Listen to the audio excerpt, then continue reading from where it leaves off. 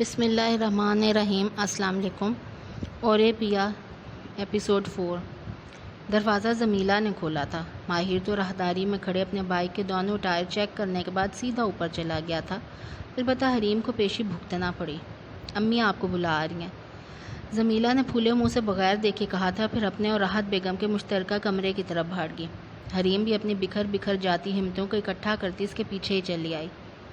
شریفوں کی بیٹیوں کے یہ چال چلن اچھے نہیں ہوتے، انہوں نے گویا کچھ ہی دیر میں آنکھیں ماتھے پہ رکھ لی تھی۔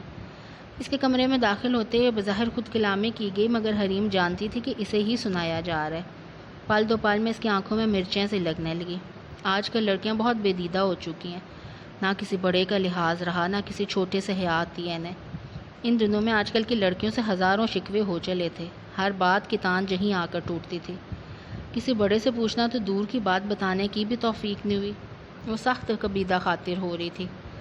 حریم پشیمانیوں کے عمیق گڑھے میں لمحہ بلمحہ گرتی جا رہی تھی۔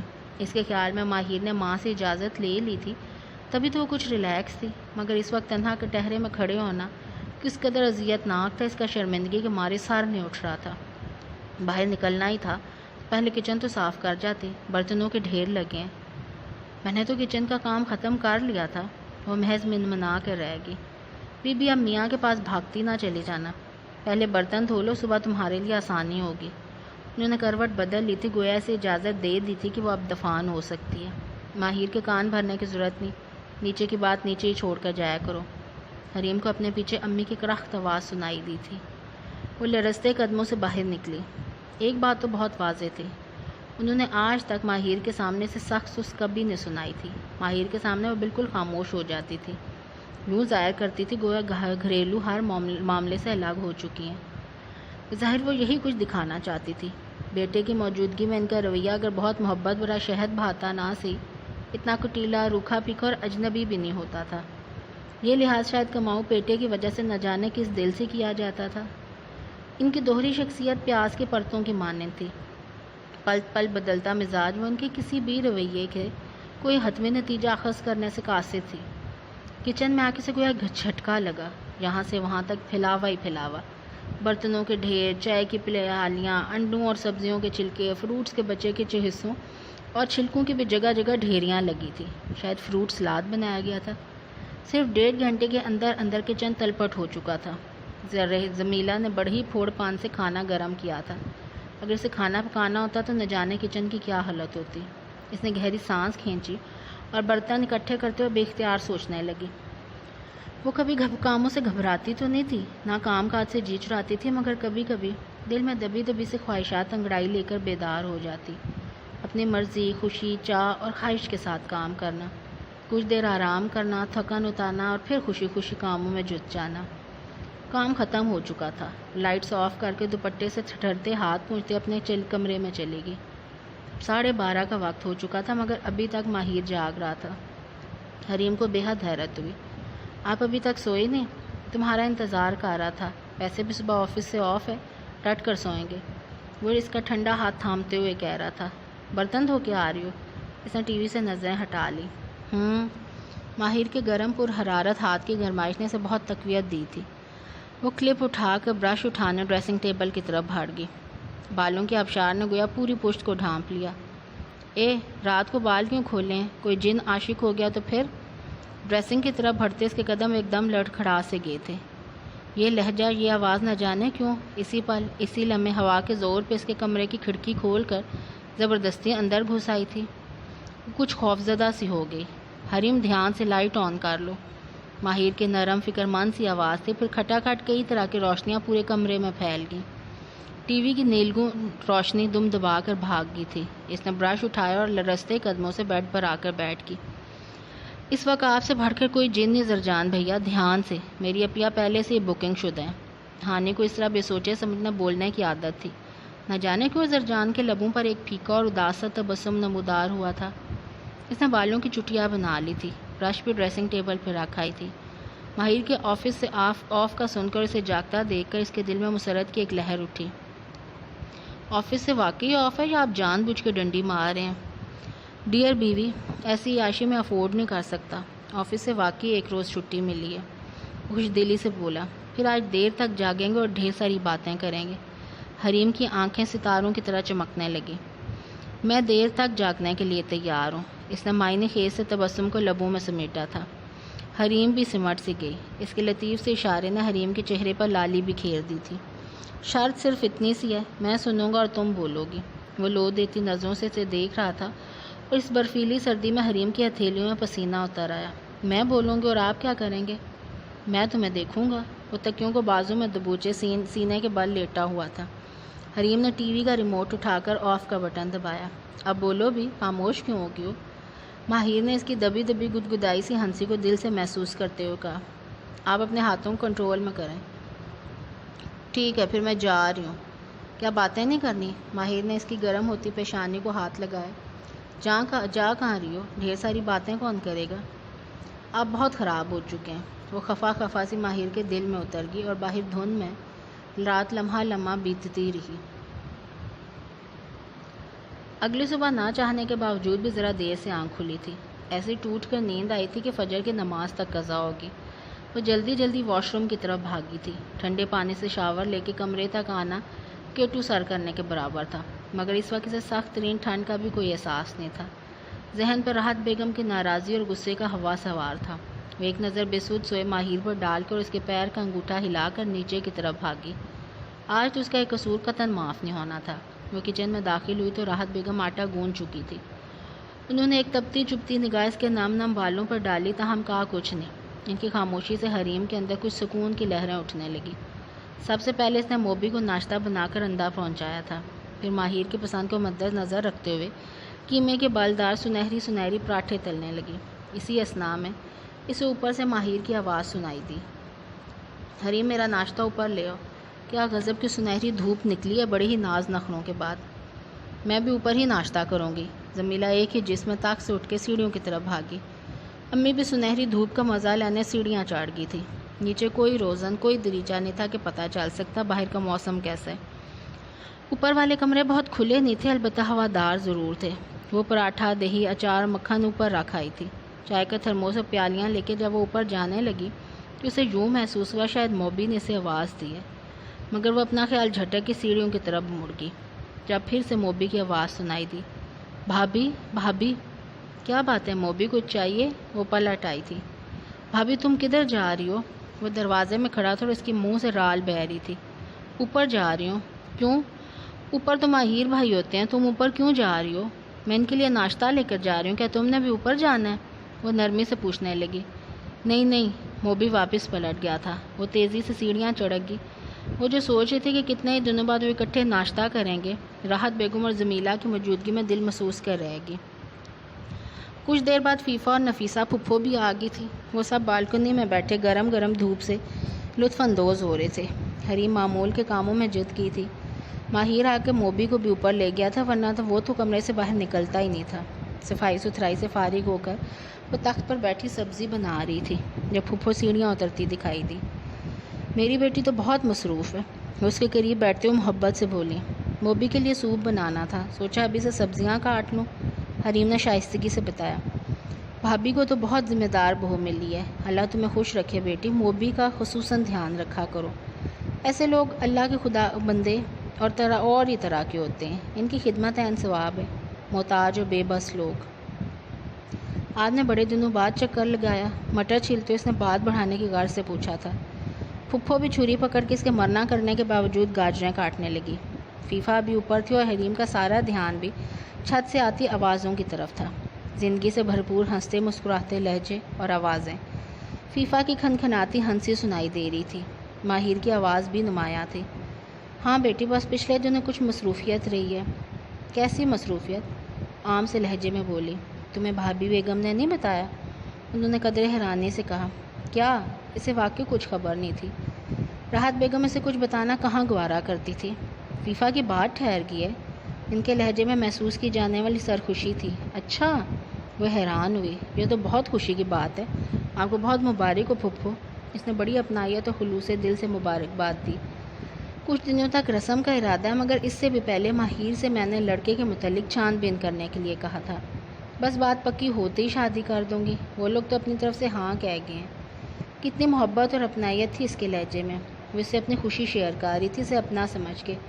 یہی چھوٹی چھوٹی باتیں رویوں کو، ان کی خوشنمائی یا بدنمائی کو ظاہر کرتی ہیں۔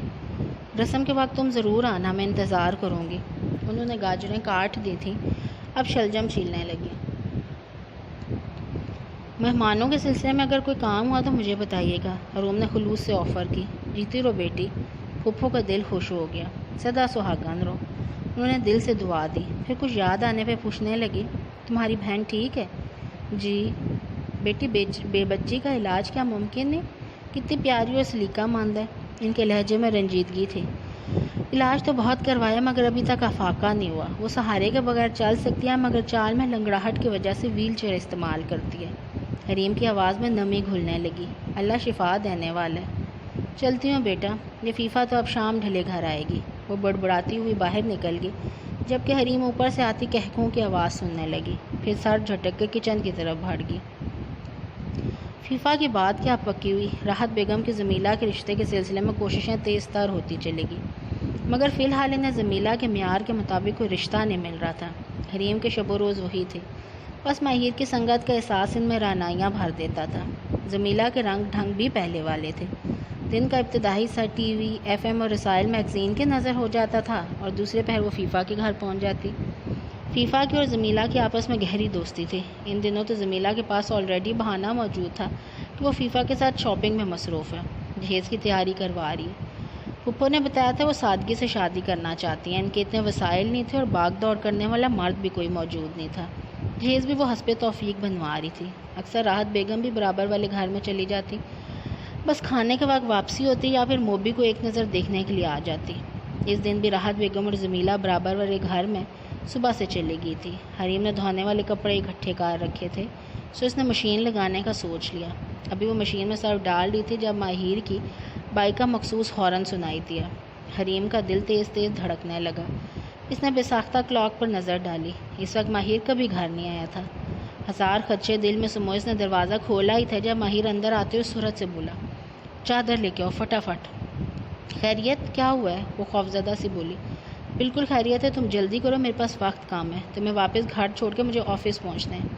وہ فریج میں سے پانی کی بوتل نکال کر پانی پینے لگا تھا۔ حریم چادر بھی لے آئی اور ماسی کو موبی کا خیال رکھنے کی تاکید بھی کر دی تھی، مگر وہ ابھی تک شدید کشمکش میں تھی۔ وہ جا کہاں رہی ہیں؟ کہاں جانا ہے؟ ابھی پتہ چل جائے گا۔ امی کو تو بتا دیں، وہ خفا ہوں گی۔ صرف آدھے گھنٹے کا کام ہے، بس ابھی واپس آئے۔ ماہر اپنی مرضی کا مالک تھا۔ جی چاہتا تو ذرا سی بات پہ مشورہ لینے ماں کے پاس دوڑتا تھا۔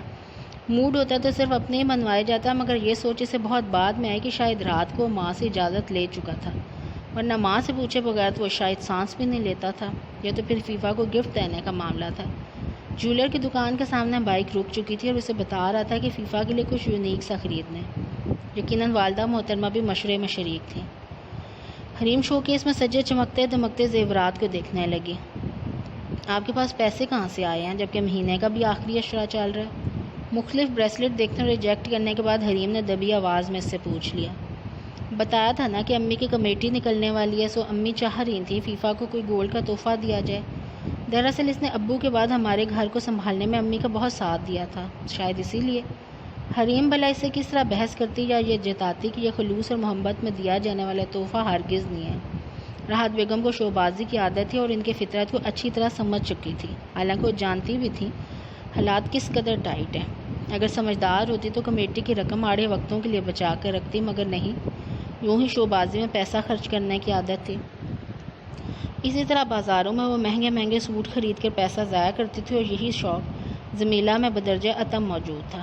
اس نے ایک بریسلٹ پسند کر لیا، مگر ماہر نے یہ کہہ کر ریجیکٹ کر دیا کہ اس کی قیمت ان کے رینج سے بہت زیادہ ہے۔ بالآخر ایک نفیس سی خوبصورت انگوٹھی خرید کر وہ گھر چلے گئے۔ ماہر نے گیٹ سے باہر اسے اتار دیا تھا۔ جب وہ لاؤنج میں داخل ہوئی تو امی اور جمیلہ پر نظر پڑی اور سیدھا انہی کی طرف آ گئی تھی۔ کیا خرید کر لائی ہیں بھابھی؟ جمیلہ اچھل کے بیٹھ گئی، پھر بےقراری سے اس کے پرس کو دیکھنے لگی۔ یہ اتنی ہلکی سی انگوٹھی؟ جو ہی حریم نے مخملی ڈبیا جمیلہ کی طرف بڑھائی، اس نے بے ساختہ سریلی سی چیخ ماری۔ ڈیزائن بھی ایم ایس ہے، آپ کی چوائس اتنی اچھی تو نہیں؟ جمیلہ صفاقی کی حد تک دل توڑنا اپنا فرض سمجھتی تھی، اسے شاید دل رکھنا آتا ہی نہیں تھا۔ حریم بہت شرمندہ سی ہو گئی اور اسے شاید شرمندہ ہی تو کرنا چاہتی تھی۔ اگر پسند نہیں آئی تو واپس کر دیں گے، ویسے ماہر نے یہ رنگ سلیکٹ کی تھی۔ کاری دے تو بہتر ہے، اتنا اولڈ ڈیزائن۔ جمیلہ نے نخوت سے سر جھٹکا۔ کوئی ضرورت نہیں ہے واپس کرنے کی، اتنی بھلی تو ہے، تم تو سدا احمق ہی رہنا۔ سونے کا بھاؤ آسمان سے باتیں کر رہا ہے، یہ تو میں نے اپنے بہو کو اتنا زیور چڑھا دیا، یہ برابر والے ہاشمی صاحب بہو کو نقلی زیور پہنا کر لائے ہیں۔ امی نے بری طرح جمیلہ کو جھڑکتے ہوئے اپنی اچھائیوں کی تعریف کرنا ضروری سمجھا۔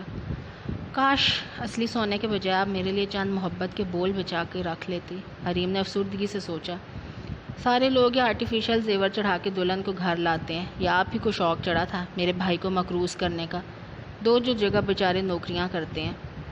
جمیلہ نے جلے بھنے انداز میں کہا۔ پھر بھی ہماری قدر کہاں ہے؟ بہو بیگم کے چہرے پہ کبھی تبسم نے دیکھا۔ امی خام خواہ خود پہ رکت طاری کر چکے تھے۔ حریم کے پیر من بھر کے ہو رہے تھے، وہ کپڑوں کی گٹھری اٹھا کے چھت کی سیڑھیاں چڑھنے لگے۔ ہانی کا فون آیا تھا اور وہ بہت خفا ہو رہی تھی، غصہ کر رہی تھی۔ ایک ہی تو ہمارے رشتے کی خالہ ہے، امی کی اکلوتی کزن، اتنی محبت سے انہوں نے تمہیں شادی کی دعوت دی تھی، مگر تم…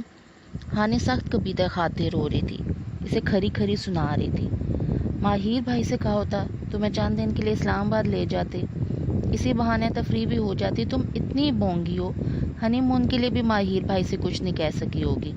یہی تو دن ہوتے ہیں گھومنے پھرنے کے، پھر زندگی کے سیاپوں میں ان دنوں کو ڈھونڈتی رہ جاؤ گی۔ اس سے بڑی تو نہیں تھی مگر باتیں بڑی بڑی کرتی تھی۔ حریم نے بے بسی سے لب کچل دیے۔ سامنے ہی امی تخت پہ بیٹھی تھی، ان کی نظریں حریم پر نہیں تھی، تاہم اسے یقین تھا کہ سماعتیں ضرور ادھر ہی ہوں گی تاکہ کوئی کام کی بات ان تک بھی پہنچ سکے۔ ہانی میں چند دن تک چکر لگاؤں گی۔ اپنی طویل تقریر کے جواب میں حریم کا منمناتا لہجہ سن کے گویا سمجھ چکی تھی کہ حریم تنہا نہیں ہے۔ کون ہے پاس؟ کیا ماہر بھائی ہیں؟ میری ان سے بات تو کرا دو۔ وہ سخت مشتعل تھی۔ نہیں، حریم آہستگی سے بولی۔ جمیلہ ہے؟ ہانی نے پوچھا۔ نہیں، حریم نے دبی زبان میں کہا۔ تمہاری ساس ہے؟ او، تو گویا تم ساس کے معاملے میں خوش قسمت ہرگز نہیں ہو۔ ہانی کا انداز ناقابل فہم تھا۔ اس معاملے میں سبھی ان لکی ہوتے ہیں، وہ گول مول سے انداز میں بولی۔ تمہیں میکے آنے سے روکتی ہیں؟ ایسی بات نہیں ہے، حریم جذبت سی ہوگی۔ تو پھر کیوں نہیں آتی؟ تمہاری اکلوتی بہن اور بوڑھا باپ مہینے بھر سے راہ دیکھ رہے، ایسی بھی کیا مصروفیت؟ ہانی کی آواز بھرا گئی اور اس کے آنسو دل پر گرنے لگے۔ آؤں گی، وہ محض اتنا ہی کہہ سکی۔ آنسوؤں کا گلہ حلق میں پھنس گیا تھا۔ اللہ حافظ، اپنا خیال رکھنا، ہانی نے آزردگی سے کہتے ہوئے فون رکھ دیا، جبکہ حریم بھی ریسیور کریڈل پر ڈال کر مڑنے لگی۔ اسی پل فون کی گھنٹی پھر سے بج اٹھی۔ کس سے بات کر رہی تھی؟ ماہر کا فون تھا اور اس نے چھوٹتے ساتھ ہی پوچھا۔ ہانی سے، وہ مختصر بولی تھی۔ خیریت؟ تم کیوں چپ چپ ہو؟ کیا روتی رہی ہو؟ آواز سے تو یہی محسوس ہو رہا ہے۔ وہ اس طرح بن کے ہی جان لیتا تھا یا پھر اس کے لہجے میں دکھ اور تھکن ہی انتہا کی تھی؟ ماہر چونکے بغیر نہیں رہ سکا۔ نہیں، وہ صاف مکر گئی۔ جھوٹ مت بولو، اداس ہو؟ ہانی سے ملنا چاہتی ہو؟ وہ نرمی سے پوچھ رہا تھا۔ یہ بھی کوئی کہنے کی بات ہے؟ شام کو تیار رہنا، میں تمہیں لے جاؤں گا۔ آپ نے فون کیا تھا؟ حریم کو اچانک خیال آیا تو پوچھنے لگی۔ تم نے ایسے پزمردہ آواز سنا دی ہے، کم بخت کہاں میں بھول چکا ہوں کہ کیا کہنا تھا تمہیں۔ وہ شاید سچ مچ سوچنے لگا تھا، پھر کچھ دیر بعد بولا۔ الماری میں سے ایک بیگ نکال کے باہر رکھو، نیلے رنگ کا بیگ ہے، میرا ایک کولیگ آدھے گھنٹے تک آ کر لے جائے گا، اور ہاں، رونا مت، نہ اداس ہونا۔ تم نے مجھ سے کہا کیوں نہیں؟ اور دیکھو، مجھے بھی خیال نہیں آیا۔ خود کو ملامت کرنے لگا تھا۔ فون بند کر کے حریم مطلوبہ بیگ نکال لائی تھی۔ راحت بیگم سے صبر نہ ہو سکا تو پوچھنے لگی، ہانی کیا کہہ رہی تھی؟ گھر آنے کا کہہ رہی تھی، بابا کی طبیعت بھی ٹھیک نہیں۔ حریم نے تھکے تھکے لہجے میں جواب دیا۔ بڑھاپے میں بیماریاں تو جان کو لگ ہی جاتی ہیں، ان کے لیے یہ معمول کی بات تھی۔ امی میں شام کو ماہر کے ساتھ کچھ دیر کے لیے گھر چلی جاؤں؟ حریم نے سوچا لگے ہاتھوں اب بھی اجازت لے لی جائے، ورنہ رات کو شاید وہ جانے ہی نہ دیتی۔ دیکھو حریم، آئے دن شوہر کو تنگ کرنا، میکے جانے کے لیے تکرار کرنا، فضول کی ضدیں مجھے پسند نہیں۔ تھکے ہارے شوہر کے آرام سکون کا خیال نہیں ہے، بس گھر سے فرار کا بہانہ چاہیے۔ انہوں نے 2 پل میں سے بری طرح لتاڑ کر رکھ دیا۔ وہ ایک دفعہ پھر دل محسوس کر رہ گئی، ساری خواہشات میں دل میں دبا لی تھی اور ماہر کی ماں کی خوشی میں سکون ڈھونڈنے لگی تھی۔ رات کو ماہر گھر آیا تو اس کے الجھے بکھرے وجود کو دیکھ کر حیرانی سے بولا، تم ابھی تک تیار نہیں ہوئے؟ پہلے کافی دیر ہو چکی ہے۔ پھر کبھی چلیں گے ماہر، ابھی آپ تھکے ہوئے آئے ہیں۔ تو کوئی بات نہیں، تھکاوٹ تو زندگی کا حصہ ہے، چلو تم کپڑے بدل لو، وہ نرمی سے کہہ رہا تھا۔ حریم برتن خشک آ رہی تھی اور کچن کے چوکٹے میں کھڑا تھا۔ راحت بیگم خاموشی سے اس بحث کو سن رہی تھی۔ تخت پر بیٹھے ہوئے حریم اور ماہین دونوں ہی نظر آ رہے تھے اور ان کی گفتگو بھی راحت بیگم کے کانوں تک بخوبی پہنچ رہی تھی۔ اتنی رات ہو چکی ہے، پر سردی بھی غضب کیا، میں اس سردی میں بائک پر نہیں بیٹھ سکتی۔ دل کی شور مچاتی آوازوں کو سنے بغیر دبی آواز میں بولی، بخاری انکل کی گاڑی مانگ لوں، کچھ دیر کے لیے بآسانی دے دیں گے، ابو کے اچھے تعلقات سے ان سے کہہ تو رہی ہوں نہیں جانا۔ وہ چولہے پر رکھے دودھ کی طرف متوجہ ہوگی۔ ٹھیک ہے تمہاری مرضی۔ ماہر پلٹ کے ٹائی کا نوٹ کھینچتا سیڑھیاں چڑھ گیا۔ وہ لب کچلتے ہوئے اذیت سے مسکراتی، میری مرضی۔ اس کے لبوں میں تلخ ترین متبسم نمودار ہوا تھا۔ پھر وہ دروازے کی جھری میں سے تخت پر بیٹھی مطمئن سی راحت بیگم کو دیکھ کے تازہ پھلکے اتارنے لگی۔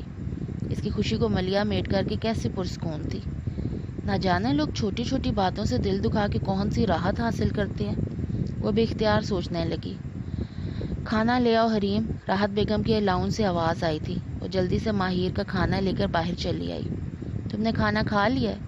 حریم اس کے لیے پلیٹ میں سالن نکال رہی تھی جب پانی پیتے ہوئے فکر مندی سے پوچھنے لگا تھا، کیونکہ کھانے پینے کے معاملے میں وہ بہت لاپرواہ تھی۔ راحت بیگم کو محبت کے یہ مظاہرے ایک آنکھ نہیں بھاتے تھے۔ بھوک نہیں ہے، وہ سر جھکائے آہستگی سے بولی۔ کیوں؟ بس ایسے دل نہیں چاہ رہا۔ چلو میرا ساتھ دینے کے لیے بیٹھ جاؤ۔ حریم کو اٹھتا دیکھ کے وہ بے ساختہ اس کا ہاتھ پکڑ کر بولا، یہ چونچلے اپنے کمرے میں جا کر کیا کرو۔ راحت بیگم سے برداشت نہ ہو سکا تو بظاہر مسکرا کر بیٹے سے مخاطب ہوئی، کیا ہے اماں جان؟ دن بھر عورت سے مشقت لینے کے بعد احساس کی اور توجہ کے دو بول عورت کا بلکہ شریک حیات کا حق ہوتے ہیں۔ اس نے سیم اپنے باپ کا جملہ دہرا کر راحت بیگم کو لاجواب کر دیا۔ جب بھی وہ موڈ میں ہوتا ماں کو اماں جان کہہ کر مخاطب کرتا ہے۔ لگتا ہے میرا بیٹا کسی حقوق نسواں کی تنظیم سے منسلک ہو گیا ہے۔ بظاہر اب بھی وہ مسکرا رہی تھی، مگر حریم جانتی تھی کہ شیرینی میں ڈوبا یہ لہجہ در پردہ کتنا تلخ ہے۔ یہ تلخی وہ کسی نہ کسی بہانے آئندہ دنوں میں نکال دیں گی۔ حریم کو قوی یقین تھا، اور مشقت کی بھی خوب کہی ہے، کیا پہاڑ توڑنے پڑتے ہیں تمہاری بیوی کو۔ وہ جلتے بھنتے اٹھ کر چلی گئی تھی۔ دن والی مشقت نہ سہی، رات والی مشقت تو قابل قدر ہے نا۔ ماہر اس کے کان کے قریب جھکا تھا۔ اتنی شدید بیزاریت کے باوجود وہ بے ساختہ ہنس پڑی تھی، پھر ہنستی ہی چلے گی، یہاں تک کہ اس کی گھور سے آنکھوں میں نمکین پانی چمکنے لگا۔ راحت بیگم کا مزاج خاصا برہم تھا، تبھی حریم کے پوچھنے پر انہوں نے چائے پینے سے بھی انکار کر دیا۔ وہ اپنی اور ماہر کی چائے بنا کے کمرے میں چلی گئی تھی۔ ماہر ماں کے پاس بیٹھا تھا۔ تقریباً 3 گھنٹے بعد اوپر آیا تو خفگی سے بولا، اب یہ شربت پینا پڑے گا، جو بھی پلاؤ گی شوق سے پی لیں گے، جامع محبت یا جامع فرقت۔ وہ خوش دلی سے بولتا ہوا بستر پر ڈھہ گیا۔ خدا نہ خاصا جامع فرقت کیوں؟ حریم دہل کر بولی، اتنی دور سے دہلتی رہتی ہو، قریب آ کر کو کچھ فائدہ بھی نہ داؤں کا۔ وہ تبسم دبا کر کہہ رہا تھا، اور چائے بنا لو؟ اسے پٹری سے اترتا دیکھ کر حریم صورت سے اٹھی، نہیں یار چائے وائے رہنے دو، بس تم سامنے بیٹھی رہو۔ چائے پی کے کلیجہ ساڑنا ہے، جب کہ دیدار یار سے تو من میں ٹھنڈک اترنے لگتی ہے، یوں لگتا ہے دل کے ہر خانے میں اسی فٹ ہے، یا برف کے بڑے بڑے بلاک۔ اس کا ہاتھ پکڑ کے دوبارہ سے پاس بیٹھا آ چکا تھا۔ ایک بات بولوں؟ بہت سوچنے کے بعد اس نے آہستگی سے کہا، صرف ایک بات تم پوری رات بولتی رہو، میں شرطیہ سنوں گا، مگر کچھ بولو تو صحیح، اتنا چپ چپ کیوں رہتی ہو؟ اور جب بولوں گی تو جلدی بیزار ہو جائیں گے۔ وہ مسکراتے ہوئے کمبل کو پائنتی پر رکھنے لگی۔ ویسا مت بولنا جو مجھے بیزار کر دے۔ ماہر نے فوراً وارننگ دی۔ تو پھر کیا بولوں؟ اس کا انداز چھیڑنے والا تھا۔ صحراؤں کی سرزمین پر گرجنے والے بادلوں اور برسنے والی بارشوں کی طرح بولو۔ تم خاموش گزرگاہوں کی شہر وینس کی طرح کیوں ہو؟ اداس، پریشان اور غمگین۔ وہ اتنا لاپرواہ تو نہیں تھا جس قدر حریم اسے سمجھتی تھی۔ اس محبت، اس توجہ پہ اس کی آنکھیں چمکنے لگیں۔ ایسی تو کوئی بات نہیں، وہ نم سا مسکرایا۔ تم پتہ ہے کیا ہو؟ ماہر کی آنکھوں سے نرم گرم جذبے کے دیے لو دینے لگے۔ تم درختوں کے جھنڈ کے نیچے بہنے والا پانی ہو، جس پہ کبھی دھوپ نہیں پڑتی اور وہ ہمیشہ ٹھنڈا رہتا ہے، میٹھا، ٹھنڈا اور گھنٹیاں بجاتا ہوا۔ آج ہم نے اس ناول کے 2 ایپیسوڈز کیے ہیں، کل میں کوشش کروں گی کہ سیاہ دھن کے 2 ایپیسوڈز کر دوں، اور ساتھ ہی دیوار شب۔ اللہ حافظ۔